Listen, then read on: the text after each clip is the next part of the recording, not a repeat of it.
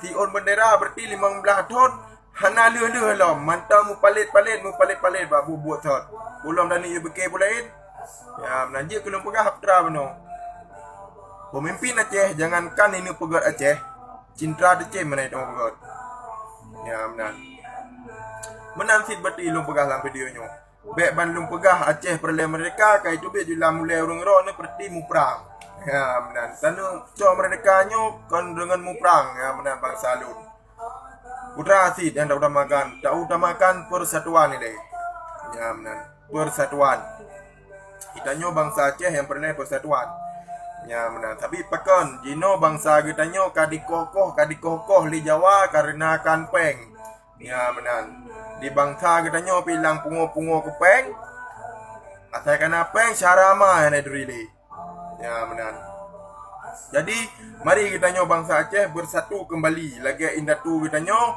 untuk tak pekang Aceh nyo tak pedang akidah Islam yang kukuh ya menan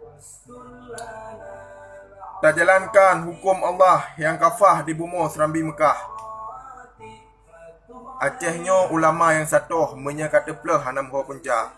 Jadi mesin nja harapkan bak pemimpin lawit-nyo untuk god Aceh. Hana payah harap hanggot. Jangankan ini pegat Aceh yang jroh yang god yang lebih jroh lom. Cintra Aceh mana itu pegat. Kiban cara ini pegat Aceh nyo. Ya menan. Jadi kita nyo bangsa Aceh ini perlu persatuan. Lagi indatu kita nyo awai untuk tak pekang nang dro tu. Ya menan. Untuk tak pekang agama ro tu iaitu agama Islam.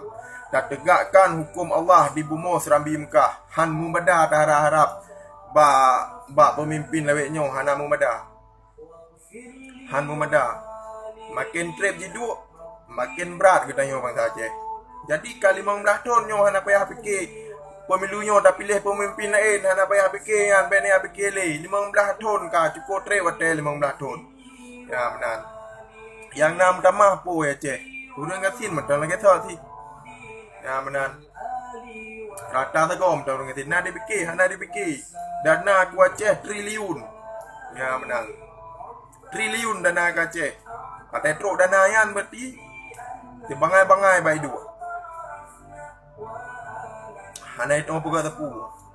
Kan dipikir ke bangsa wate kena dana kon. Dipikir ke roy le. Untuk kenyamanan hidup roy. Akhirnya le fikir pun.